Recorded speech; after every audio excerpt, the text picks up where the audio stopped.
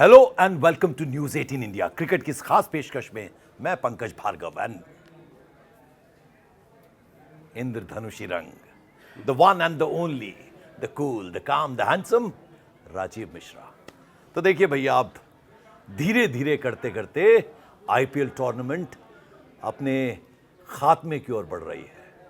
जो स्टार्ट है वो खूबसूरत हुआ, अंजाम भी खूबसूरत होगा, ऐसी हमारी ख्वाहिश है, बल्कि सभी क्रिकेट प्रेमियों की ख्वाहिश है। लेकिन उसके बाद असली खेल शुरू होने वाला है। वो खेल है अफगानिस्तान के साथ एक टेस्ट मैच, 3 वनडे। और उसके लिए क्या होना है? उसके लिए टीम का चयन होता है। अब गौतम गंभीर, अजीत अगरकर यानी सिलेक्शन कमेटी बैठेगी और फिर शुभमन गिल के नेतृत्व में टीम बनेगी। कौन अंदर होगा, कौन बाहर जाएगा, ये सब लेखा जोखा जो है पूरी तैयारी के साथ राजीव मिश्रा हाजिर हैं आपकी खिदमत में। राजीव, जरा बताइए, शुभमन गिल की जो टीम बनने वाली है, ये टेस्ट मैच की जो टीम बनेगी, वो किस तरह की शक्ल लेगी? टीम स्क्वाड क्या होगा? कौन कौन उसमें प्रोबेबल्स हैं? किन किन के बाहर होने की बारी है? ऋषभ पंत का क्या होने वाला है? ईशान किशन का क्या होने वाला है? यशस्वी जायसवाल क्या टेस्ट मैच में अपनी दस्तक दे रहे हैं? किस तरह का स्क्वाड बनने वाला है?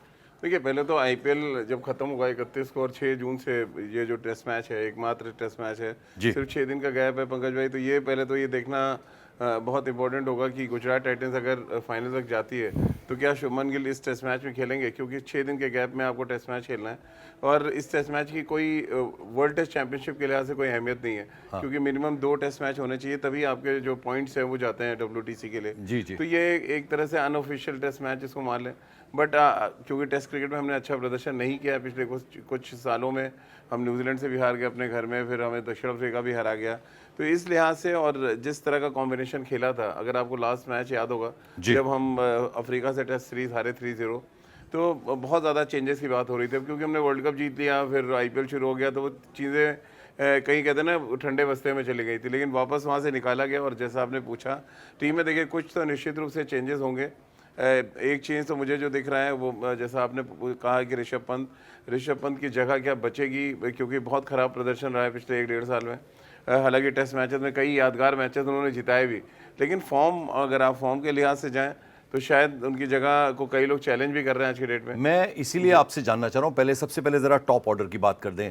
देवदत्त पड्डीकल, यशस्वी जायसवाल, साई सुदर्शन, ये यशस्वी जायसवाल, ये तमाम लोग जो हैं, आपको लगता है कि दस्तक दे रहे हैं जिस तरह का प्रदर्शन इनका अभी आईपीएल में ये दिखा रहे हैं? और टॉप 4 अगर शुभमन गिल खेलते हैं तो फिर मुझे नहीं लग रहा कोई चेंज होगा। वो तो यशस्वी और के राहुल ओपन कर रहे थे। नंबर 3 पे साई सुदर्शन को हालांकि बहुत चैलेंज कर रहे हैं देवदत्त पड्डीकल, डोमेस्टिक क्रिकेट, फिर आईपीएल में बहुत अच्छा फॉर्म दिखाया। लेकिन अब साई सुदर्शन क्योंकि गुजरात टाइटंस से खेलते हैं और इस सीजन में भी बहुत अच्छा रन बना रहे हैं, तो मुझे लग रहा है उन्हीं के साथ टीम मैनेजमेंट कंटिन्यू करेगी, क्योंकि लास्ट जो सीरीज थी उसमें भी साई सुदर्शन खेले थे। फिर नंबर 4 पे शुभमन गिल आते हैं, जो एज यूजुअल रहेंगे। जो लड़ाई शुरू होगी उसके बाद है पंकज भाई, कि वहाँ पे मिडिल ऑर्डर में आप कैसा बैट्समैन लेके आते हैं, क्योंकि शुभमन गिल के बाद जो बैटिंग ऑर्डर शुरू होगा वो बड़ा कहते हैं ना डावाडोल स्थिति में। नहीं, आपने ऋषभ पंत का चूंकि खास जिक्र किया, मैंने भी जिक्र किया था, तो जब वो हटते हैं तो क्या जगह ईशान किशन और ध्रुव जुरैल में से किसकी आपको ज़्यादा प्रोबेबिलिटी? देखिए, पहली प्रायोरिटी तो आपके ध्रुव जुरैल होंगे, क्योंकि वो टेस्ट टीम में लगातार ट्रैवल कर रहे हैं और आपके सेकंड विकेट कीपर के तौर पे वो टेस्ट टीम में थे। अब क्या मुझे पता नहीं क्यों दिख रहा है कि कहीं आपके राहुल से ओपन भी तो नहीं, कीपिंग भी तो नहीं कराना चाहते, क्योंकि वनडे क्रिकेट में वो परमानेंट कीपर है आपके। लेकिन 5 दिन के क्रिकेट में शायद ये रिस्क ना लिया जाए। अगर आप नहीं लेते तो फिर बैकअप विकेट कीपर के तौर पर आप 2 विकेट कीपर, एक तो ध्रुव जुरैल आपके हैं, साथ में क्या आप संजू सैमसन को डालेंगे, क्योंकि स्पिन गेंदबाजी के खिलाफ कमाल की बल्लेबाजी करते हैं, और ठीक वैसे ही ईशान किशन के साथ है। अब क्या सिलेक्शन कमेटी ये देख रही है कि ऋषभ पंत को एक चांस और दिया जाए। अगर उनको देते हैं फिर तो वही टीम के वाइस कैप्टन रहेंगे और वो टीम के साथ चलेंगे। अगर वो नहीं रहते हैं, उनको ड्रॉप करने का फैसला करते हैं, देन ये बहुत बड़ा सेटबैक ऋषभ पंत के लिए भी होगा। आईपीएल में भी टोटल फेल हैं, उससे पहले टेस्ट सीरीज़ में फेल थे, फिर इंग्लैंड में 1 शतक उन्होंने बनाया, फिर इंजर्ड हो गए वो। तो कोई बहुत अच्छा साल 2 साल से अगर आप देखें पंकज जी, तो स्ट्रगल ही कर रहे हैं ऋषभ पंत।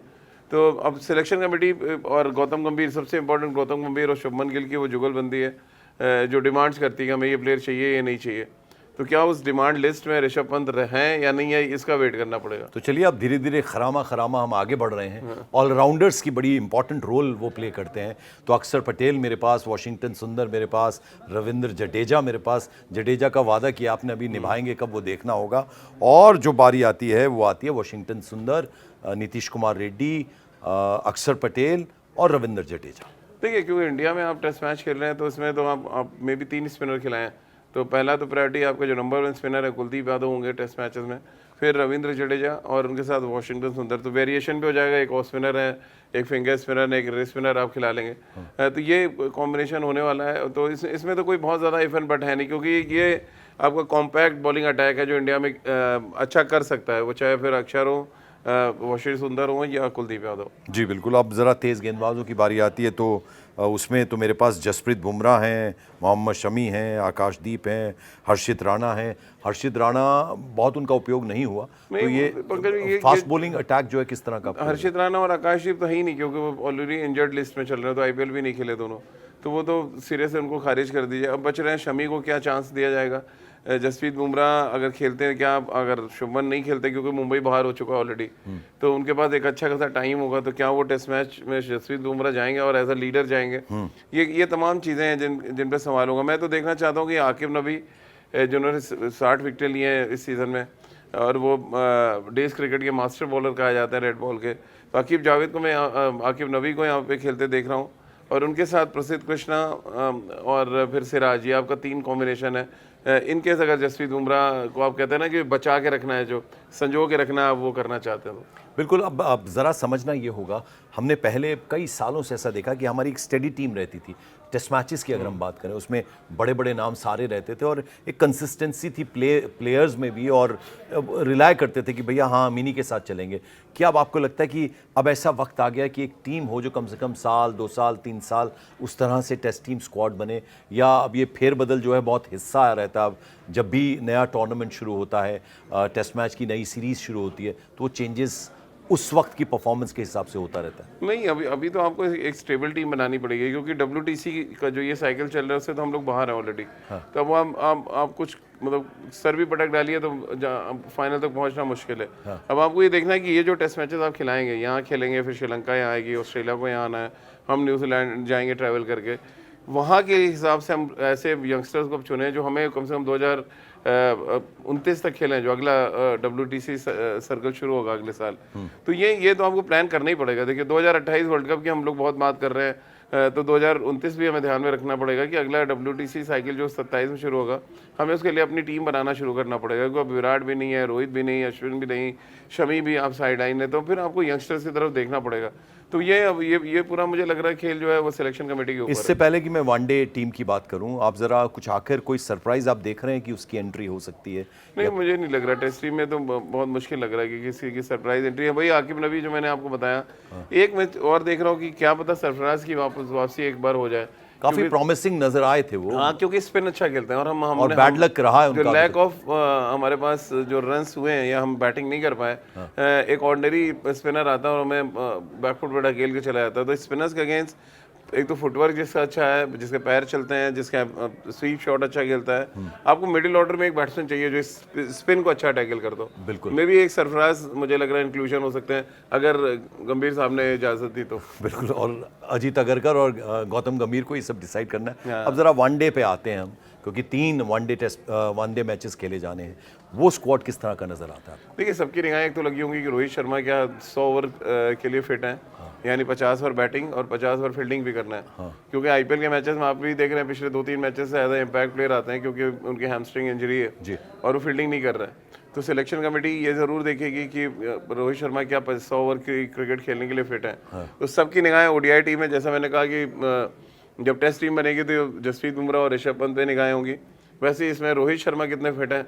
और ये शायद ये सीरीज़ जो 3 मैचों की है वो तय करने वाली है कि ऋषभ पंत कितना, रोहित शर्मा कितना आगे जाएंगे। विराट, देखिए विराट तो ऑटोमेटिक चॉइस है और वो खेलेंगे भी तीनों मैच।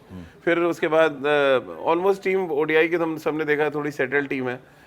उसमें एक आध चेंज अगर आप देख रहे होंगे तो शायद में भी मिडिल ऑर्डर में कुछ हो जाए, क्योंकि के राहुल आपके नंबर 4 खेलते हैं। नंबर 3 पे विराट रहते ही हैं ऑलरेडी, हम सब ने देखा विराट किस तरह के फॉर्म में चल रहे हैं। तो यहाँ क्या बॉलिंग में एक्सपेरिमेंट हम करते हैं, एक तो बॉलिंग डिपार्टमेंट, दूसरा क्या कोई नया स्पिनर लाना चाहते हैं। तो बॉलिंग डिपार्टमेंट में क्या आपको नहीं एक्सपेरिमेंट मतलब अगर आप जसप्रीत बुमराह को अगर रेस्ट देना चाहते हैं तीनों मैच में, देन फिर आपको तो ऑप्शन देखना पड़ेगा।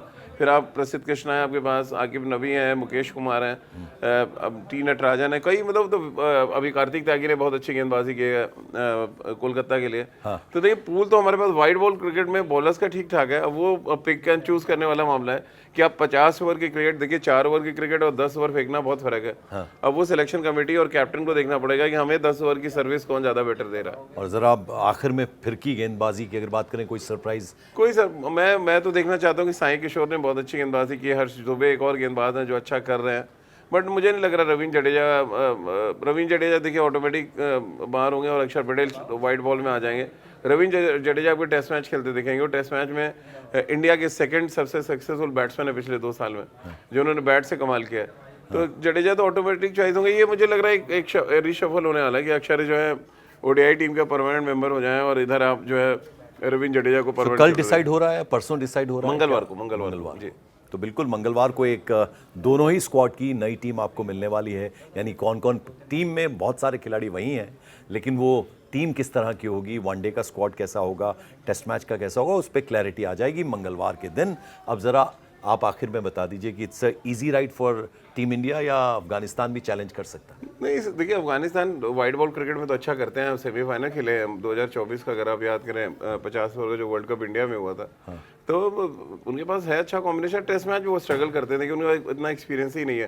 पहला टेस्ट मैच अपने जब उन्होंने क्वालिफाई किया था तो इंडिया से खेले थे, और इस बार इंडिया उनको मौका दे रहा है कि आप आओ 5 दिन के क्रिकेट खेलो, लेकिन 5 दिन मैच चलता दिख नहीं रहा पंकज भाई, क्योंकि उनके पास उस कैलिबर के बैट्समैन नहीं है जो मतलब जो लंबा खेले। 50 ओवर की क्रिकेट, 20 ओवर की क्रिकेट अलग है, लेकिन रेड बॉल क्रिकेट आपको दिन भर बैटिंग करना, वो थोड़ा एक चैलेंजिंग सिचुएशन है। बिल्कुल। तो अब ये इंडियन सिलेक्शन कमेटी को देखना है कि एक ऐसी टीम का अगेंस्ट जो ज़्यादा लंबा नहीं खेल सकती, उसके अगेंस्ट आप क्या फॉर्मेशन खिलाते हैं यहाँ पे। बिल्कुल। अब आखिर में सवाल हम पूछते हैं, क्या सवाल पूछा जाए आज? नहीं अब तो यही है कि रोहित शर्मा की फिटनेस को लेके सिलेक्टर्स क्या सोच रहे हैं, और क्या उनको ओडीआई टीम में जगह होनी चाहिए, अगर थोड़े से भी अनफिट हैं तो ये अब फैंस बताएंगे। बिल्कुल। तो फैंस आपको ये बताना है कि रोहित शर्मा आपको लगता है कि टीम में होने चाहिए वनडे स्क्वाड में या नहीं, इस पर अपनी राय भेजिएगा। आपके कमेंट्स इस प्रोग्राम की जान है, निखारते हैं, बनाते हैं, संवारते हैं।